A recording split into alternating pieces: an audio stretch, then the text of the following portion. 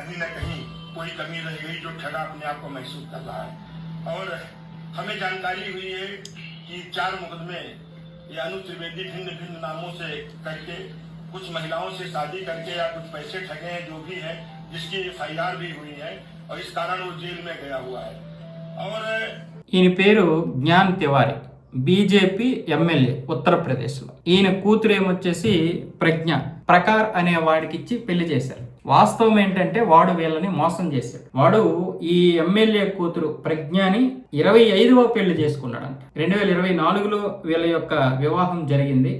వాడు ఫేక్ ఐడీలతో వాళ్ళ ఒక పెద్ద కుటుంబాన్ని సృష్టించేసి వాడు ఒక పెద్ద పోటుగాడిలాగా ఒక ఉన్నతమైనటువంటి రియల్ ఎస్టేట్ వ్యాపారిని అని చెప్పుకొని ఏవేవో బిల్డింగ్లన్నీ చూపించేస్తే, కుటుంబం కదా ఏమీ ఎంక్వైరీ చేయకుండా మంచి కుటుంబం అని చెప్పి వీళ్ళేమొచ్చేసి మనకు తగినటువంటి సంబంధం అని చెప్పి వివాహం చేశారు. తర్వాత సోషల్ మీడియాలో వచ్చినటువంటి వివాదాలను చూసిన తర్వాత ఎంక్వైరీ చేస్తే వీడు వాళ్ళ అమ్మాయి ప్రజ్ఞని 25వ వివాహం చేసుకున్నాడని చెప్పడంతో అక్కడ పోలీసుల దగ్గరికి వెళ్ళి ఫిర్యాదు చేశారు. వెంటనే వాడిపైన వాడి తండ్రి అనూజ్ పైన కూడా చర్యలు తీసుకోవాలని చెప్పి పోలీసులకు చెప్తే పోలీసులు ఏమొచ్చేసి FIR నమోదు చేసి ఇప్పుడు వాడిని వెతికే క్రమంలోనైతే ఇప్పుడు ఉన్నారు. ఇలాంటి వ్యక్తులు ఒక ఎమ్మెల్యేలని మోసం చేశారంటే సామాన్యమైనటువంటి ప్రజలు ఒక లెక్క.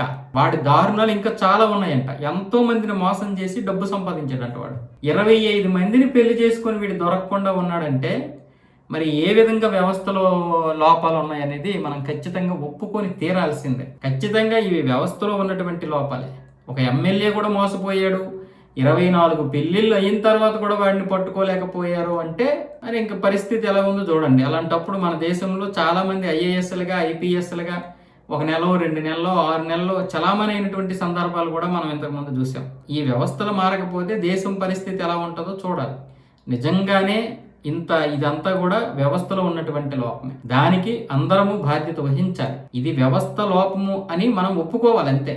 అది ఏ రాష్ట్రమైనా కావచ్చు, ఏ ప్రభుత్వమైనా కావచ్చు, ఖచ్చితంగా దీనికైతే మాత్రం మనము పరిష్కారం చూడాలి. ఇదనే కాదు, ఉత్తరప్రదేశ్ అనే కాదు, చాలా రాష్ట్రాలు అంతే. ముఖ్యంగా ఉత్తరప్రదేశ్లో జరిగిన దారుణాలు ఇంకెక్కడ ఏమీ జరగవేమో బహుశా.